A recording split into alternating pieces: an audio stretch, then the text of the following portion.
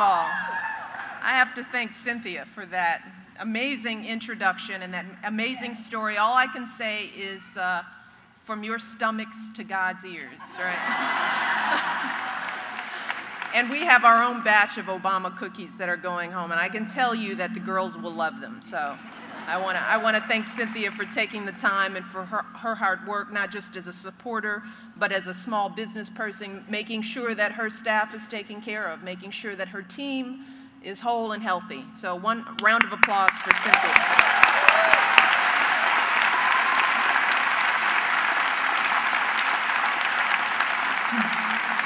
I also want to thank a couple of other people. Earlier you heard from several of our field organizers, Sarah, Joe, and Alan. If you didn't hear from him, he's here. I want to take time to acknowledge our field organizers, because when we go out on the campaign trail, people always ask us how we're doing, the Obamas. And I say we're doing fine, but the people who are doing the real work is the field staff. We've got some of the best staff that you could imagine, folks who have given up their jobs, left schools, they're sleeping on floors, they're knocking on doors, they're having phones hung up on them, but they are staying strong and true, and we're so proud of the work that they're doing.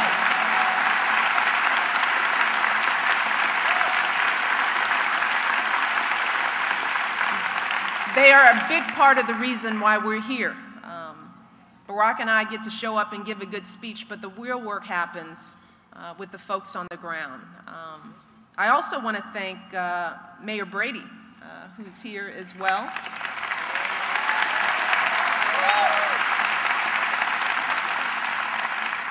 And I also want to thank Congressman Walz for his work here.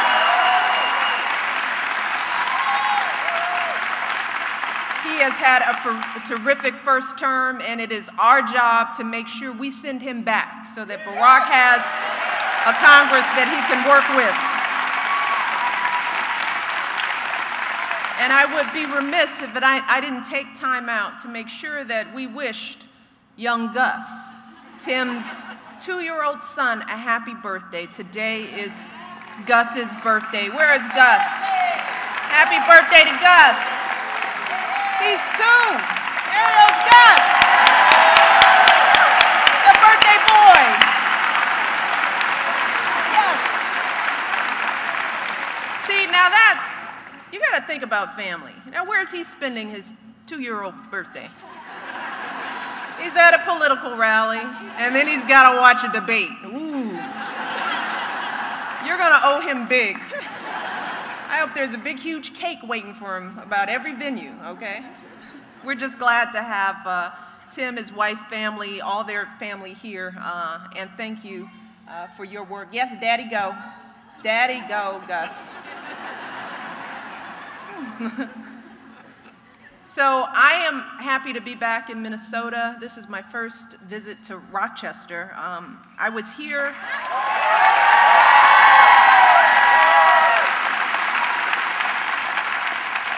But that was in November. Well, we were here before November. Remember that big celebration when Barack won the nomination and he accepted the nomination here in Minnesota? But my visit there was just as warm and welcoming as it is today. I got to tour some work on the ground, visit some community organizations, meet with some political folks, some community organizers, and I am just thrilled to be back right here. This has been an exciting time for our nation, an exciting time in our nation's history, isn't it? Yes. And we've seen so much.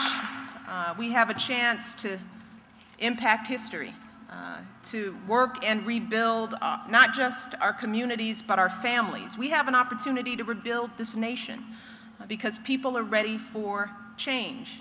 As Tim said, we can feel it. We need it. Yes, we can.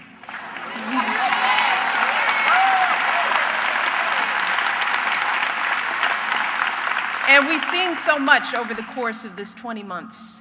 We've seen young people finding their voices, many of whom are excited for the first time about politics.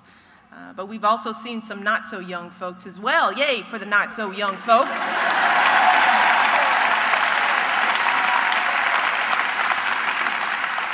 Many who have told me that they haven't felt this excited about a political candidate in a very long time.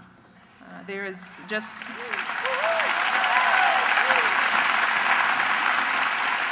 There's something moving about walking along a rope line and you run into a 60, 70, or 80-year-old woman, grabs your arm and says, "Michelle, I have never voted ever in my life, but this time it's going to be different. I have to be a part of this." So we've seen so much. And each of us has come to this movement by way of our own different paths. As many of you know, I come here as a wife who is incredibly proud of her husband. And I know after watching him,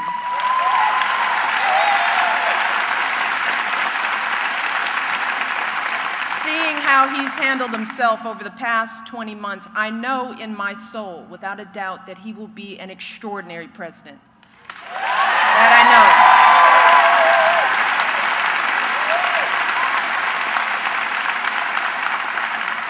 But I also come here as a mom. You all know that. Malia and Sasha, my little peas, as we call them.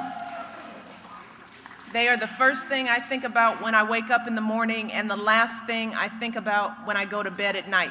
I don't care where I am, whether I'm buying Halloween costumes like we were on Saturday or standing in front of 2,000 people right here in Rochester. They are always on my mind. Like any parent, I am concerned about their well-being. I am only as good as they are. So it is their future.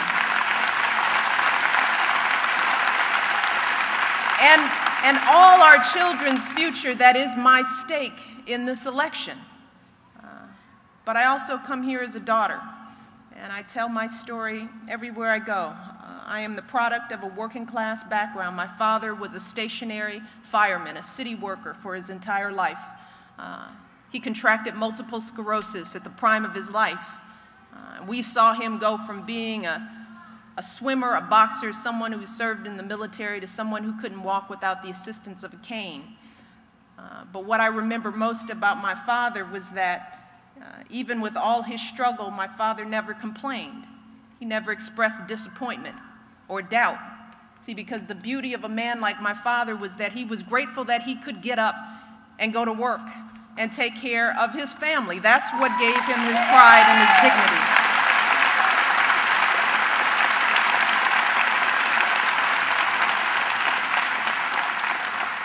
It is because of he and my mother's hard work and sacrifice that on a single city worker's salary, they were able to send not one but two of us to some of the best schools in the country. Now that is the American dream. That is the story that shapes us all and guides us, is the opportunities that my father had. So for me, the issues at stake in this election, how we're going to fix a broken economy so that men like my father can get up and go to work and take care of their families. How do we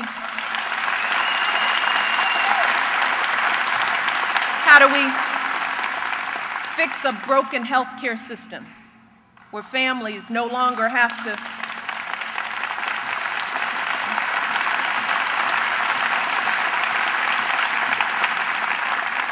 we don't have families who have to worry anymore whether they can get their kids the shots that they need or the care that they deserve.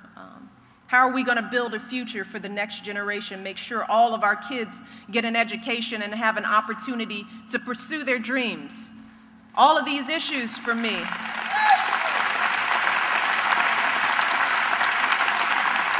For me, this election is not just about politics. These aren't just political issues. These issues are personal.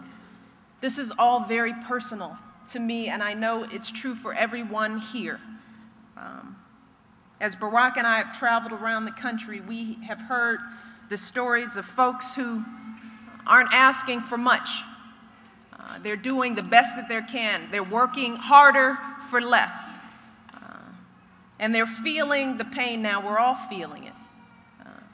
We feel it every day when we go try to put gas in our tanks.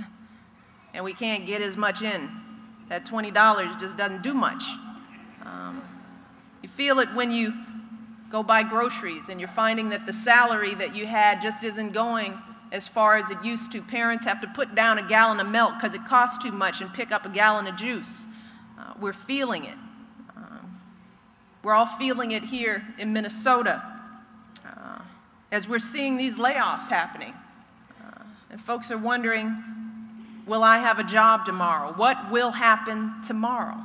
Where is my security? We're feeling it. And we all feel it at night when we tuck our kids or grandkids into bed and we wonder, if it is this bad now, what will things be like in 10 years, 12 years, 15 years? People don't know whether they can pay the mortgage, whether they can send their kids to college. Young people are worried about whether they can pay off their college debt. Those are the worries and the concerns that we're all carrying around in our hearts today, all of us. So this isn't politics, it's personal. And we know that the people in Washington have been spending a lot of time talking about these issues for so long. And the truth is that we all know now they just haven't been making the kind of progress that we would hope. And we have to start asking ourselves, isn't it time for us to look to new solutions? Because the old ways just won't do.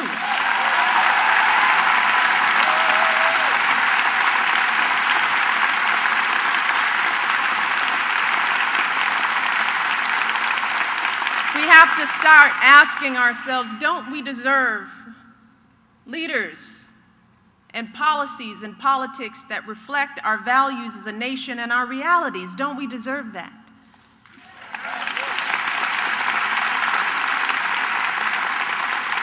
And we have to ask ourselves, don't we deserve leaders who get it?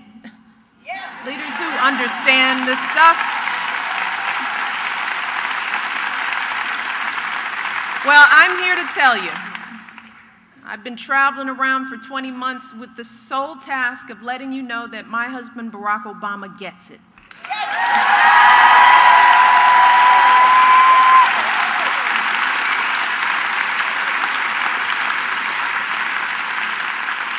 And he doesn't get it in some philosophical, theoretical way.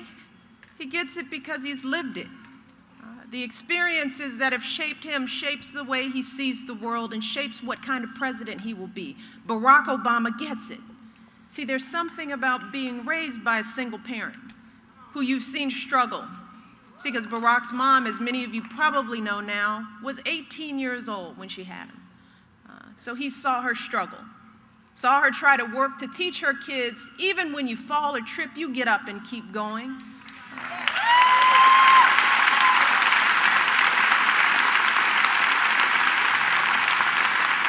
There's something that shapes your perspective on the world when you see a mother trying to get her education and take care of you.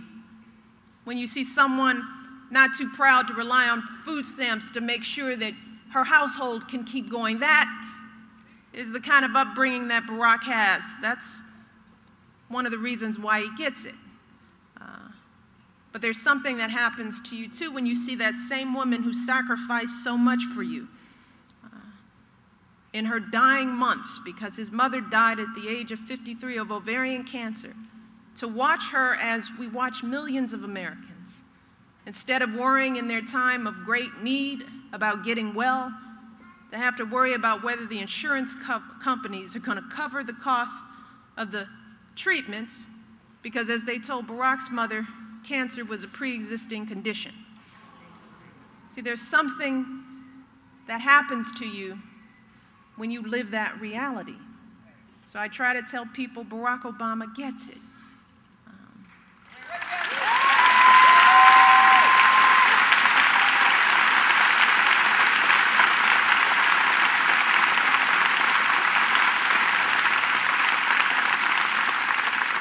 And Barack and I both get it. That's right. You know?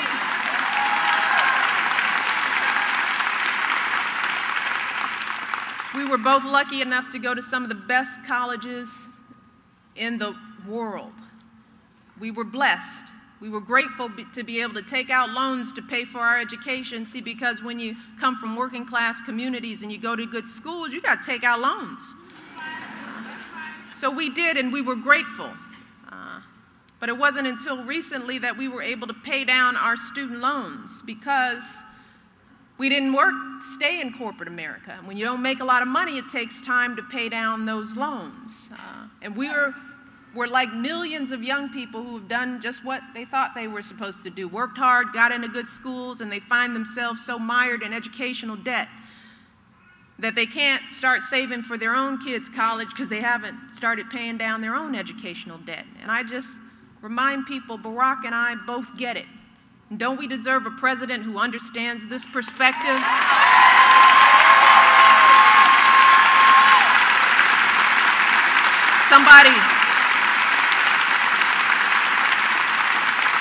Somebody who knows what it's like to carry a little debt. Somebody who understands that higher education is something that we can't deny anyone, no young people, because of their inability to pay.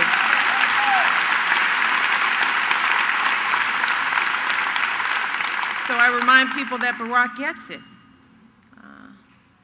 Barack gets it. That's one of the reasons why, after graduating from college, he didn't go to Wall Street like he could have. The doors of opportunity were open to him. Barack was always a smart kid. But instead of going to Wall Street and making money, he decided to work in neighborhoods that had been devastated by the closing of steel plants. See, 20 years ago when Barack made this choice, he foresaw what we were going through. On the south side of Chicago, communities had felt the devastation when jobs dry up. What happens to communities when folks can't go to work and support their families? How there's a loss of hope, how crime rises, schools deteriorate. The whole physical and mental quality of a community is devastated by the loss of jobs. That was happening on the south side of Chicago 20 years ago. See, and Barack, instead of going to Wall Street, said, let me go work in these neighborhoods, help to develop job training,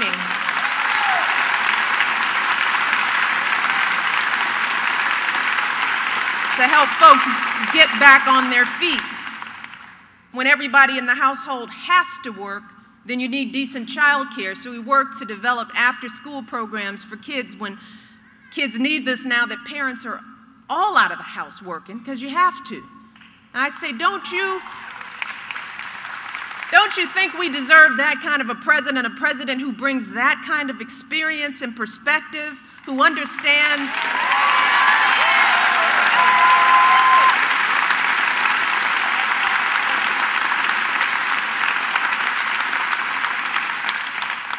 So I remind people Barack Obama gets it. What Barack knows is that the American people are a decent people.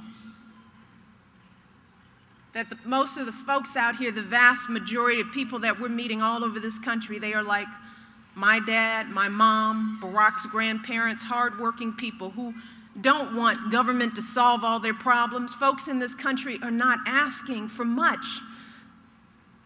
They just want to be able to do what my dad did for me, to get up and go to work every day and earn a decent living and be able to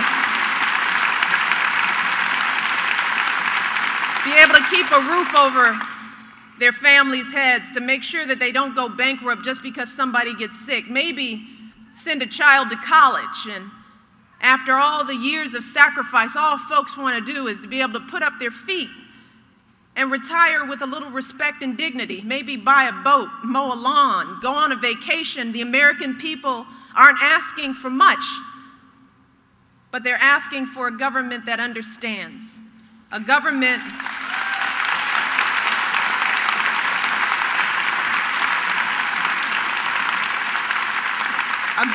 that understands that the challenges that we're facing today as a nation are real, and they're not the fault of anyone who is getting up going to work every day.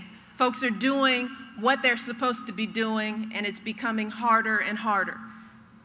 What Barack knows is that the American people wants Washington to stop talking about family values and to start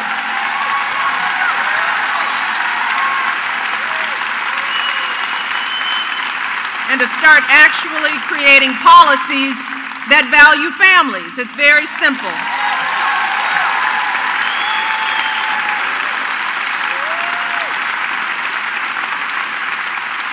That's what Barack understands. That's the kind of president he will be. That I know. But we're coming on Election Day. Hallelujah.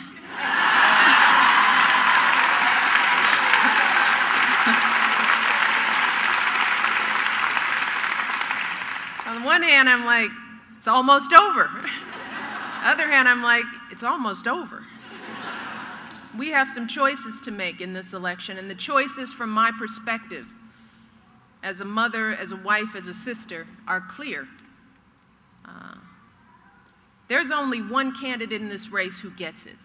There's only one candidate.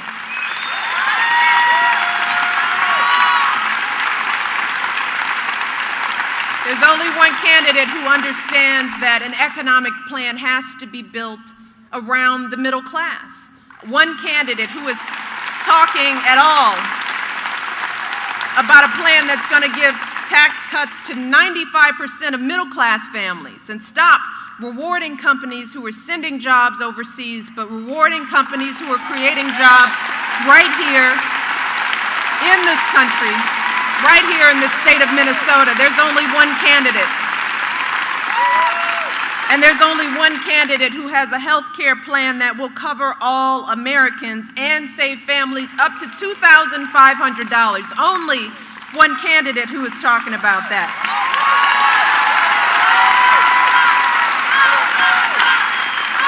There's only one candidate who knows that the excellent care that people can receive here at Mayo Clinic should be available to all families, regardless of their ability to pay.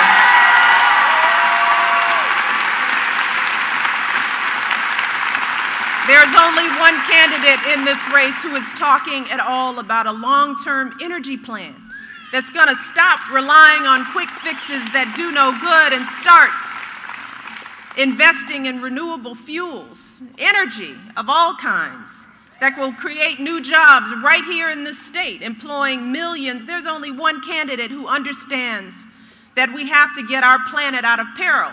So we're handing over a world that is a little healthier and safer for the next generation. There's only one candidate in this race.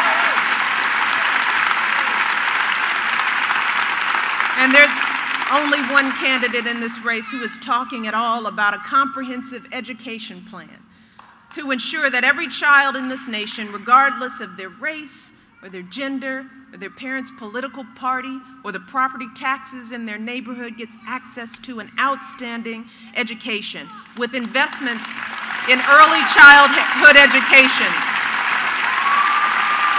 There's only one candidate who knows that we have to recruit a cadre of new outstanding teachers, and we have to pay them and give them the freedom to teach. There's only one candidate who understands that. There's only one candidate who knows that once we educate those kids and they're prepared and they're ready to go to college, that we have to find a way to make sure that each and every one of these children has a chance to pursue their dreams of a college education. There's only one candidate who has a plan for that.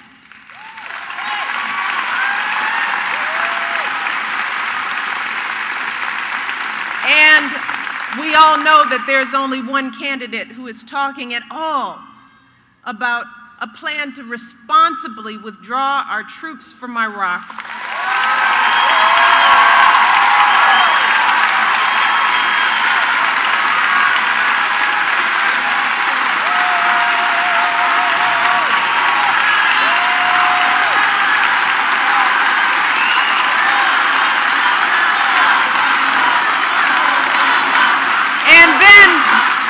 Understands that we have to take that $10 billion that we're investing in Iraq and spend it right here. There's only one candidate who knows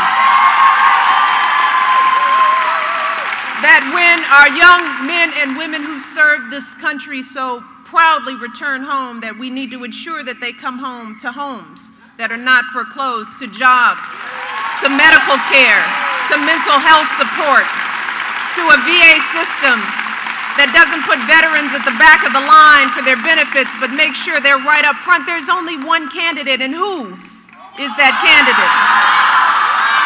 Who? Who?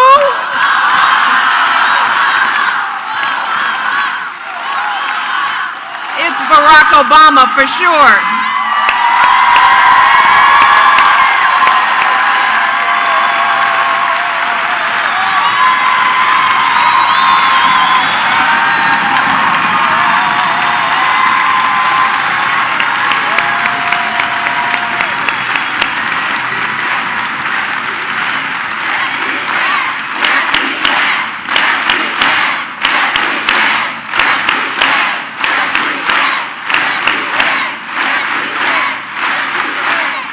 Yes, we can, and yes, we will.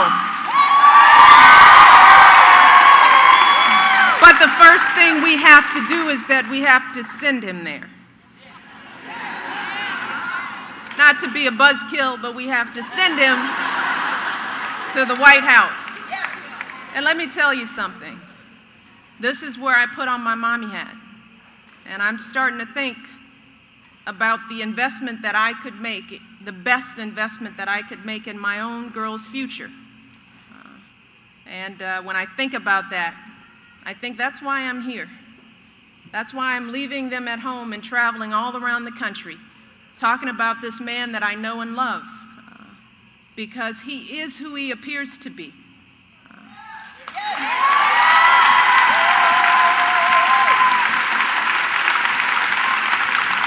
And there is no one other than Barack who I would want working on these issues at this time in our nation's history. The challenges will be tough, and we will need a strong, smart leader. And the only person that I think can get us where we need to be is my husband.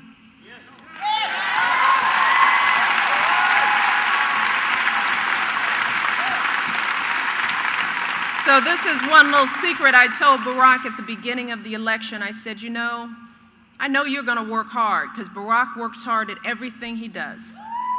I said, but on this one, hon, you can get us 70, 80% of the way there. No matter what you do, you can only get us 70, 80% of the way there. And quite frankly, when I look over what Barack has done this year, I'm amazed. I mean, let's think about what he has done. He has built one of the most phenomenal political organizations that we've seen in a very long time.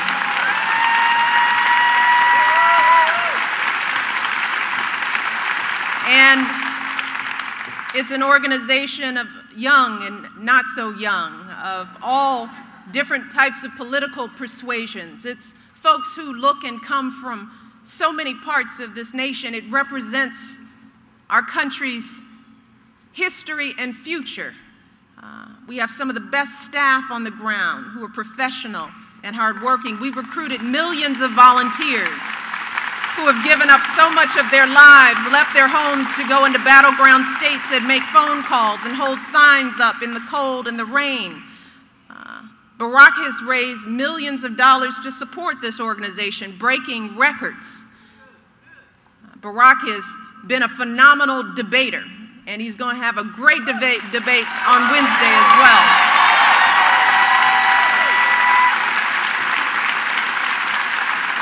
And he's done it all with such grace and dignity.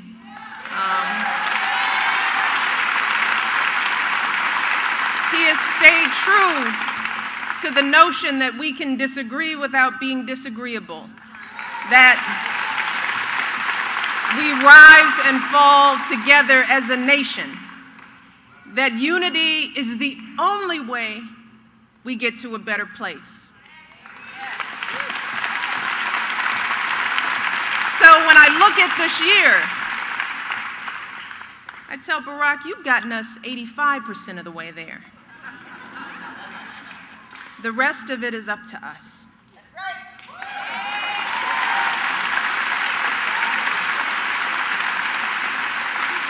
That other 15% is on us. So that's where you all come in. Minnesota, we need you.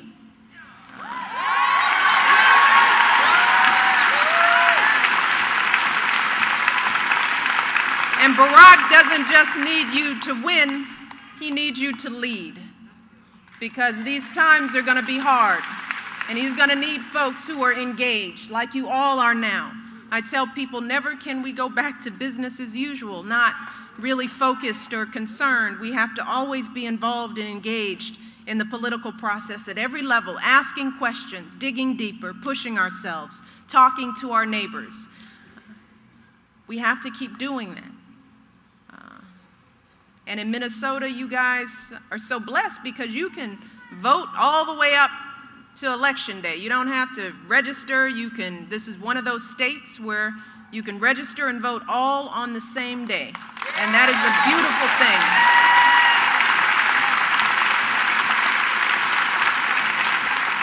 So right now, our focus is urging people to get out to vote on Election Day. And there are many people who are excited, but there are still folks who are undecided. There are people within your own communities and churches, even within your own families, who maybe they're undecided or maybe they're still not paying attention. Maybe they don't know what's at stake. Maybe they don't believe that their vote will count. Maybe they've never done this before. That's where you come in. We need you to talk to your neighbors. We need you to pick up the phone. We need you to go to your church. We need you to help people understand who Barack is, what he stands for, why are you voting for him. Sometimes the best modes of persuasion come from folks who know you. They will believe you before they'll believe anything that they read. And that's why community is so important. So we're going to need you to keep working and to keep calling and to keep praying. And to keep fighting, and then work a little more.